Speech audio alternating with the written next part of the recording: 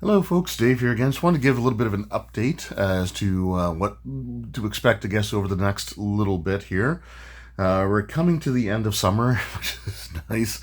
Even down in the basement, like I said, it gets kind of warm. So I'm looking at the drink that I brought down, the can of Coke that I brought down, and it is just like drenched in condensation. I've only been down here for 10, 15 minutes.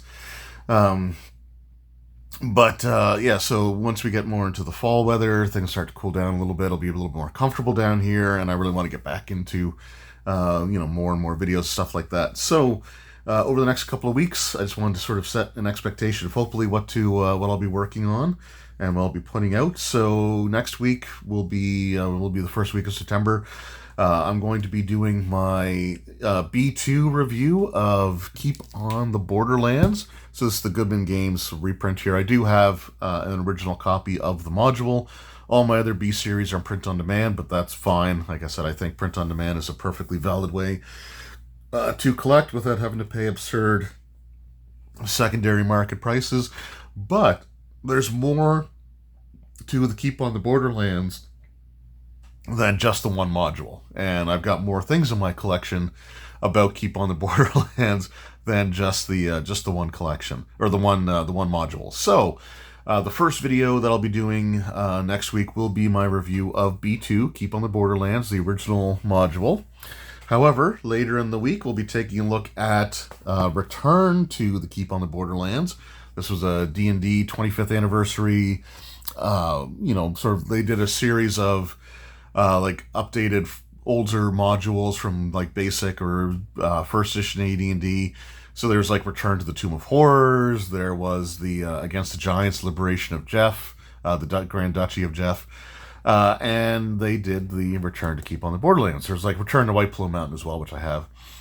So this will be something to add here because this takes place in a time period after, sometime after adventurers had cleared out the original Caves of Chaos. Is sort of like the history and what's sort of befallen the keep since then.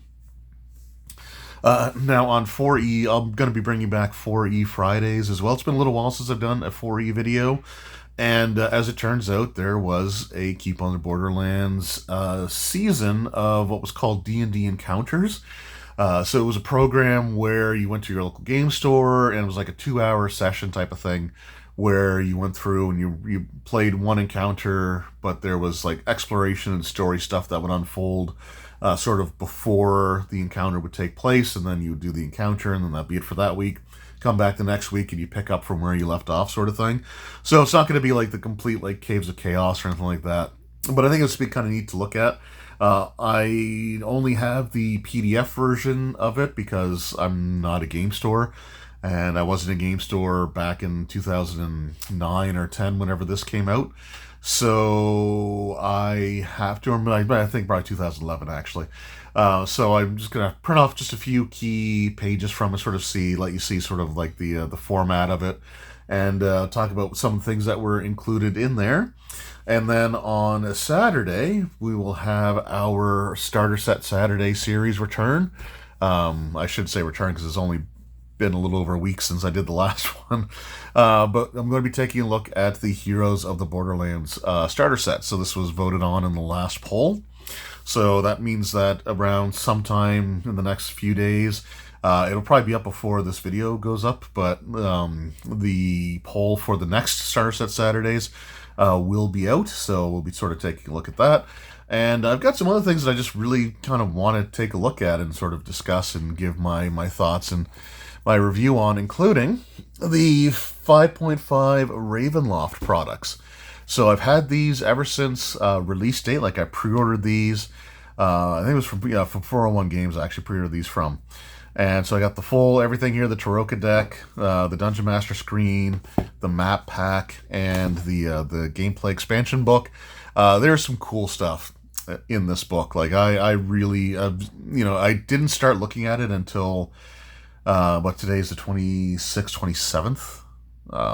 I didn't look at it until like the night before. I've had this book for a while. It's been sitting on my shelf. I just never cracked it open, never got a chance or got around to it. And I feel bad about that because there's some really awesome stuff in this book. Like, I'm really impressed with it.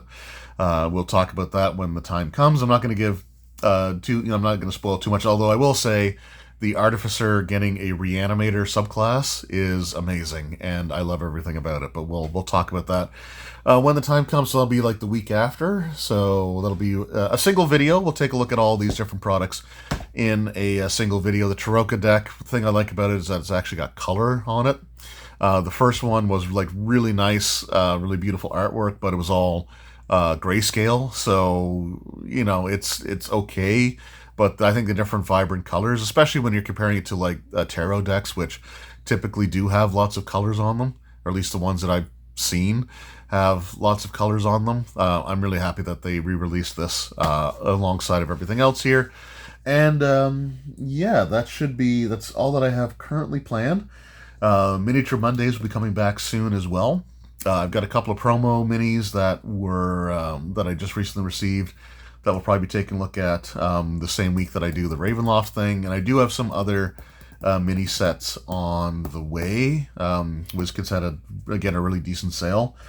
So that'll be kind of cool to see. And hopefully next week I'll also, or not next week, but in a couple of weeks, not D&D related, but I did record an unboxing of the Warhammer 40k role-playing Wrath and Glory starter set, and was not happy with the way that the video turned out. So we're going to sort of re-record that. So the same week that the Ravenloft stuff comes out on the Miniature Mondays, I'll be also doing the unboxing. It's just an unboxing. It's not like a rules description or anything like that when it comes to like the Warhammer role-playing game. Haven't had a chance to look at it too in-depth yet, but I will be putting it up on the next